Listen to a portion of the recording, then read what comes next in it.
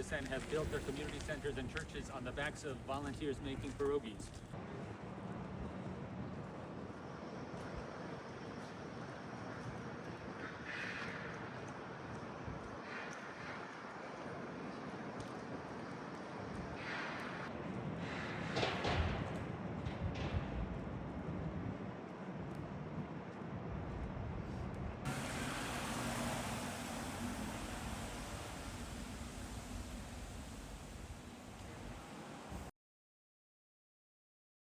So Ukrainians here in the United States, specifically my community here in New York, is very worried when they hear things like President Trump says, "God bless Russia and Ukraine."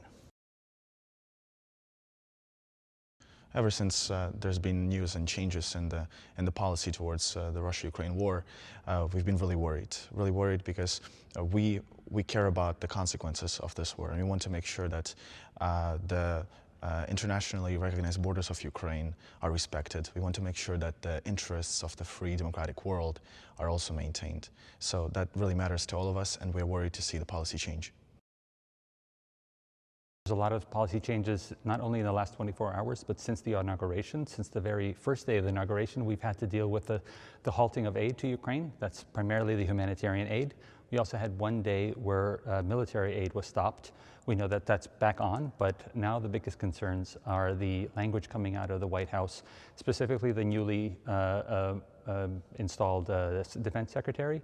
So his conversation with the contact group in Europe, the first time that the United States is not leading, so it's not America first now, and those remarks that as part of any deal, the United States does not see NATO membership for Ukraine. That does not mean that they're against NATO membership, but in their mind, they don't want to have that as part of a discussion. We'll see if that changes.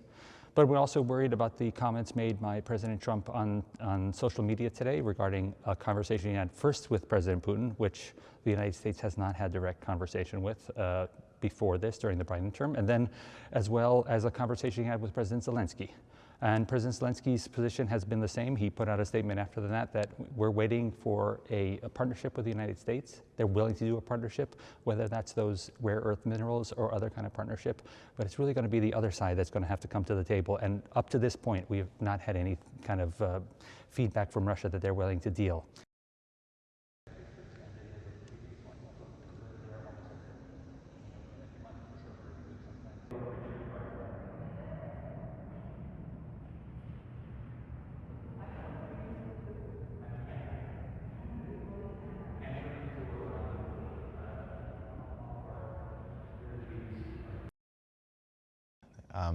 I hope that we can embrace support for Ukraine in the United States. We can ensure that there is understanding, that the war in Ukraine has a meaning not only for Ukrainians and for our future, but also for the future of the free and democratic world.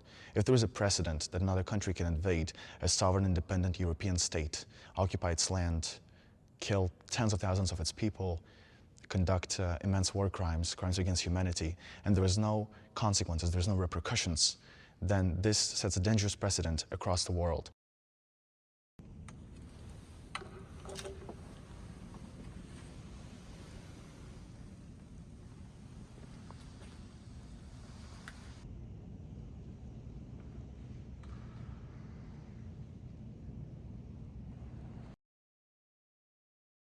We have a very long path ahead of us.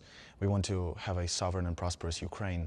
We want to make sure that our country has a future, and that future can be easily compromised if we go towards Russia's demands.